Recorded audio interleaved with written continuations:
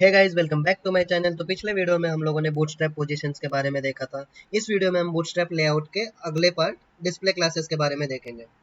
तो display class में जैसे हमारे पास सीएसएस में था display flex, display grid, align item centre, grid template column, ये सारे अलग अलग क्लासेस थे। उसी तरह से हमारे यहाँ पे क्या है, डिस्प्ले क्लासेस में क्या क्या है, एक तो डी नन, हम इसको D dot D slash none लिखेंगे। D block, D inline, D flex. Flex के अंदर क्या है, flex wrap, flex row, flex column, फिर जस्टिफाई कंटेंट, ये सारे बूटस्ट्रैप में क्लासेस है, याद रखना। यहाँ डी के अंदर ग्रिड नहीं है, ग्रिड के लिए हमारे पास अलग से क्लास है, ये इसके बाद बताऊंगा। यहाँ पे हम डी के अंदर बस ये सब है क्लासेस। तो इसको हम चलिए हम एग्जांपल से समझते हैं। मैं जाता हूँ वीएस कोड में। वीएस कोड में जाने के बाद मैं एक नई फाइल बनाता हूँ, कुछ डिस्प्ले नाम से ही बनाता हूँ, display dot H T M L करके। Display dot H T M L करके एक नई फाइल बनाता हूँ और यहाँ से टेम्पलेट कॉपी करता हूँ टाइम बचाने के लिए। ऐसा कुछ है नहीं, ये क्या लिंक किया है, वो क्या किया है, ये मैंने पहले ही वीडियो में बता रखा है। तो चलिए बॉडी में जाने के बाद मैं यहाँ पे एक फॉर्म बनाता हूँ। तो इस फॉर्म को मैं एक कंटेनर के अंदर रखता हूँ। तो यहाँ पे मैं डिव लिखता हूँ, इस कंटेनर के अंदर मैं एक फॉर्म बनाता हूँ, फॉर्म। इस फॉर्म के अंदर मैं कुछ डेटा लिस्ट बनाता हूँ। डेटा लिस्ट के अंदर डेटा टर्म के अंदर क्या लिखता हूँ, नेम।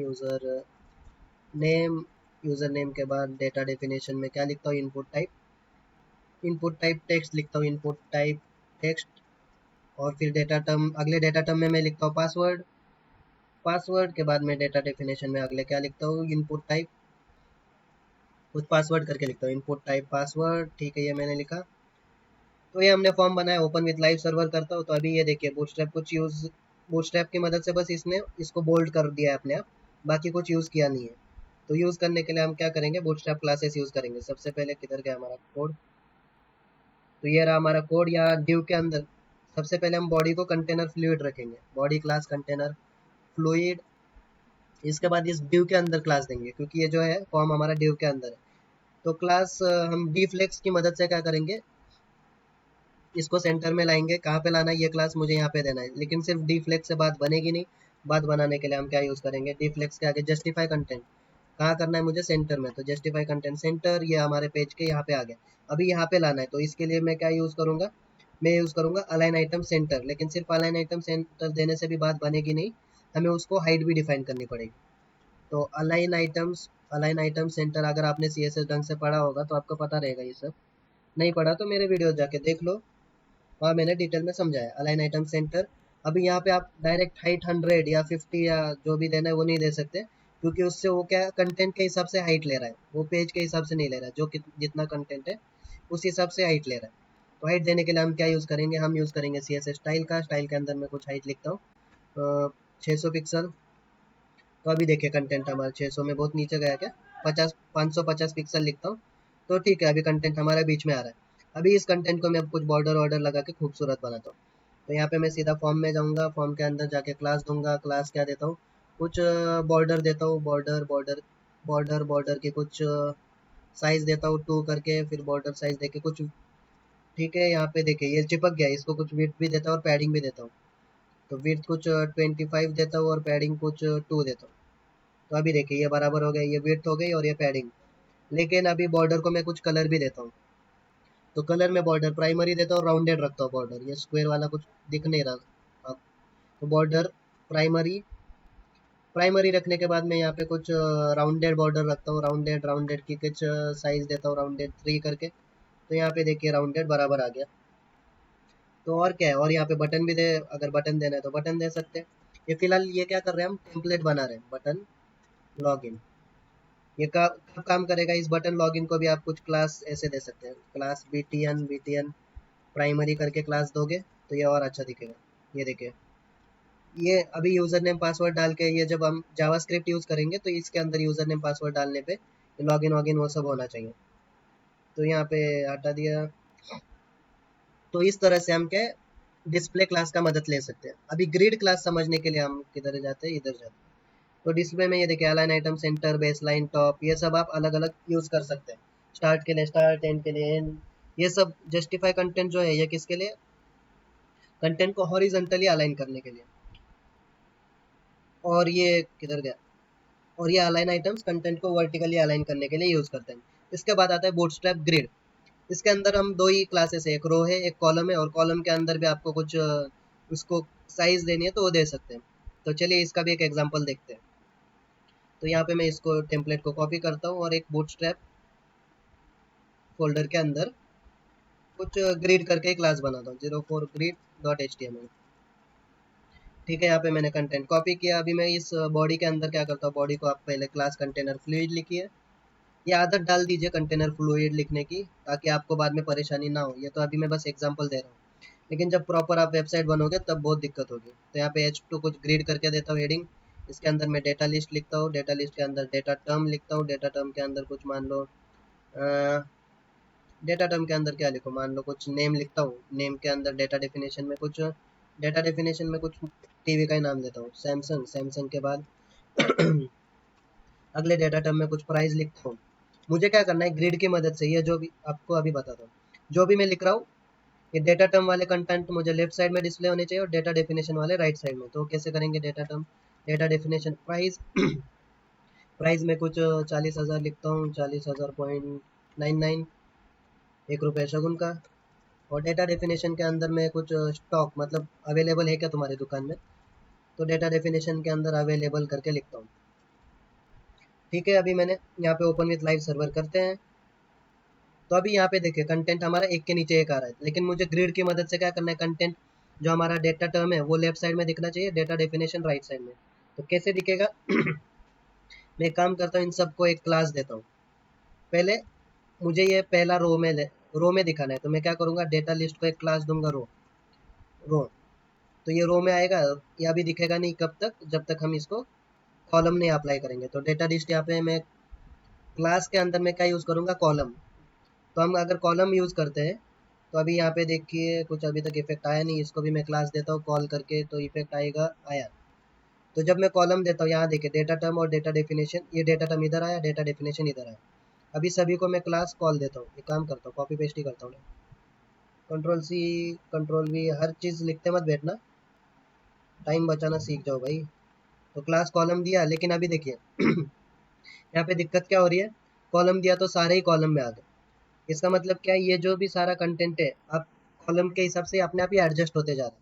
लेकिन जब अभी यहाँ पे आप कॉलम को ये देते हो, जैसे यहाँ पे देखा क्या, कॉलम के अंदर करली ब्रेसेस में 1 to 12, करली ब्रेसेस नहीं है ये बस बताने के लिए कि 1 से नंबर 12 तक ही आप वैल्यू दे सकते हैं। क्यों, क्योंकि हमारा जो मैंने कितनी बार बता रखा है आपको कि जो हमारा पेज है वो कितने कंटेंट कितने फ्रैक्शन में डिवाइडेड है, 12, 1 2 3 ऐसे करके 12 फ्रैक्शन में डिवाइडेड है।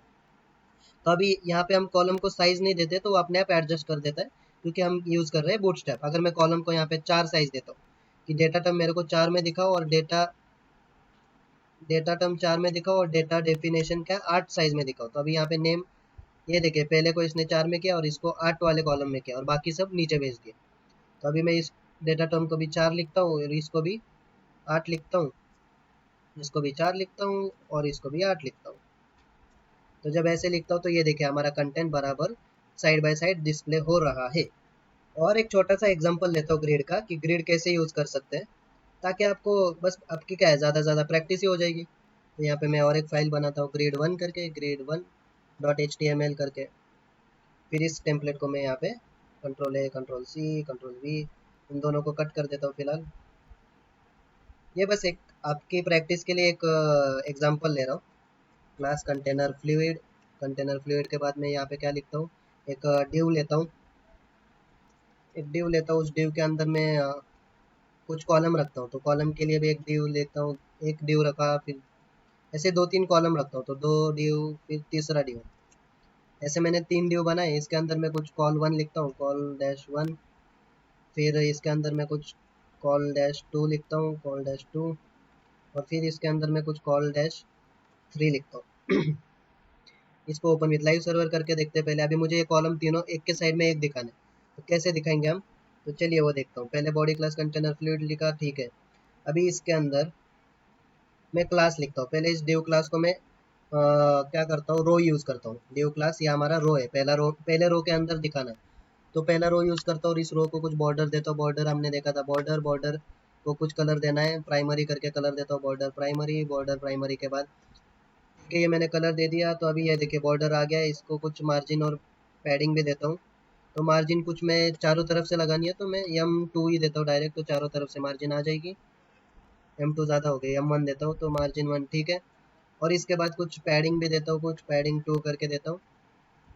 तो इस तरह से पैडिंग आ गई। अभी मैं इसके अंदर, इस रो के अंदर इन सबको क्लास देता हूँ। तो क्लास क्या, कॉलम। कॉलम क्लास के अंदर कॉलम मुझे, मान लो ये पहला वाला कॉलम दो इसमें डिवाइड करना है फ्रैक्शन में, दूसरा वाला, पहला और तीसरा दो फ्रैक्शन में करना है और दूसरा 8 फ्रैक्शन में करना है। तो मैं सीधा लिखूंगा क्या, कॉल डैश टू के बाद इसको भी मैं कुछ बॉर्डर देता हूँ। तो कॉलम अपना बॉर्डर के अंदर भी आप बॉर्डर दे सकते हैं। तो बॉर्डर स्पेस बॉर्डर प्राइमरी, ठीक है। तो यहाँ पे देखिए इसको आ गई अभी विड्थ। अभी मैं क्या करता हूँ, क्योंकि ये साइड बाय साइड क्यों नहीं आ रहे, क्योंकि हमने इसको कुछ कॉलम का क्लास दिया नहीं है। तो अभी मैं इसको कंट्रोल C और यहाँ पे कंट्रोल V और यहाँ पे भी कंट्रोल V। तो कंट्रोल V करने के बाद अभी यहाँ देखते हैं हम कैसे दिख रहा है। ये देखिए कॉलम 1 2 3 दो दो फ्रैक्शन दिया है, तो इस हिसाब से ये स्क्रीन के आधे में आया, 2 4 6 फ्रैक्शन। लेकिन अभी मैं इसको 8 देता हूँ तो ये बराबर देखिए बड़ा हो गया। तो इस तरह से आप ये दे सकते हैं। इसके नीचे और एक कॉलम, कुछ और एक रो ऐड करनी है तो भी आप ऐड कर सकते हैं। कैसे ऐड करेंगे, उसके लिए और एक ड्यू बनाएंगे। उस ड्यू को मैं कुछ, उस ड्यू के अंदर मैं क्या लिखूँ, कुछ उस ड्यू के अंदर और एक ड्यू बनाता हूँ। और उस ड्यू के, ठीक है, उस ड्यू के अंदर एक हेडिंग देता हूँ। ड्यू के अंदर ड्यू बनाया, ड्यू के अंदर हेडिंग दी, हेडिंग कुछ मैं इसको रो 2 करके देता हूँ। ये हमारी दूसरी रो है।